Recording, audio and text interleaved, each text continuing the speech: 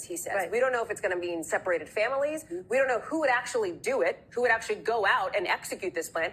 And we don't know how much it would cost, and neither does President-elect Trump.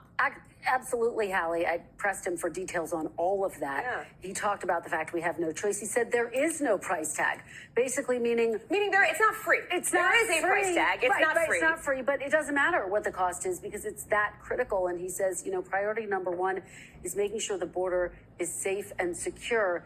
Now, I tried to drill down with him. Is there a plan?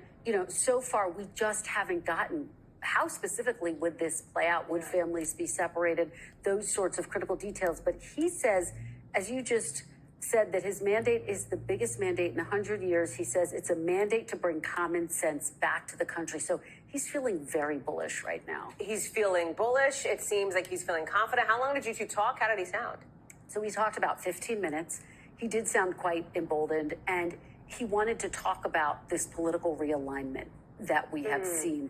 The fact that he was able to drive up support among Latino voters, Black voters, in urban areas, in rural areas, the fact that he was able to win some traditionally blue counties in blue states like New York and New Jersey and Illinois. Cut into the margins for Democrats across the board in many places. Exactly.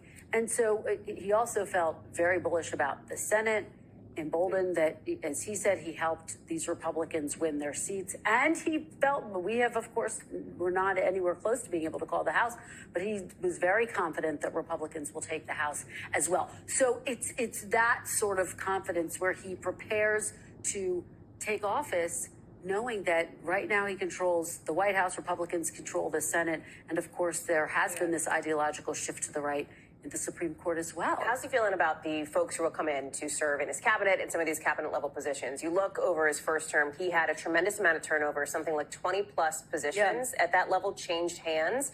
He had 4 chiefs of staff over the course of 4 years. That's unusual. Now it sounds like he likes Susie Wiles, and she may be a household name to some of you. She may not. She's his campaign co-chief, basically. You saw her on stage very briefly. She's the one with the blonde bob that was next to him there for a moment. She's operating behind the scenes, but she may be somebody who comes into the White House. Absolutely. Here. And Hallie, she's someone who's gotten a lot of buzz and praise for running what some would argue is the most disciplined Trump campaign that we've seen of the 3. Trump saying, quote, she certainly would be a contender for chief of staff. She's great. We didn't, unfortunately, do a deep dive into his cabinet because the conversation kind of wound down at this point. I asked him about the fact that Senator Cotton no longer expected to join the administration. He had high praise for him as well. He said, I hate to take people out of the Senate, but Tom Cotton is somebody that I think a lot of. He may not hate to take Marco Rubio out of the Senate, That's right? The Florida senator who's interested in who I shouldn't say interested, signaling he would certainly accept the Secretary of State job, for example, CIA, let's say, if one of those positions were offered to him. And that matters from a policy perspective because most urgently, former President Trump, now President-elect Trump, has said he would wind down the war in Ukraine immediately, with critics suggesting, hey, does that mean Russia's going to take more territory? As you see a look here now, some of those national security roles, some of these names, and we should note, these could change. This is just based on our reporting.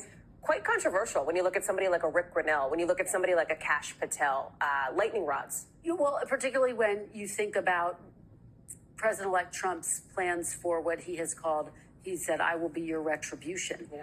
Will these be people, they certainly have at least been online, who have signaled that there is an enemies list. And so that's part of where the concern comes from. You talk about Senator Marco Rubio. I mean, he's been one of Trump's top allies, defenders, out in People might forget 8 years ago, they ran against each other. They ran against each other. They were fierce political rivals, but no longer. And so it's notable to see his list. The other thing, his name on the list, the other thing I would say, Hallie, is that during the first Trump administration, he did bring a lot of people in from outside of government. He also brought a lot of people in who were very comfortable saying no to him. Now, some of these people will be comfortable saying no to him, but a lot of them are also loyalists. So it will be interesting to see how this administration is different and comes together and takes form differently than the last one. See you that Sunday. I'll meet the press.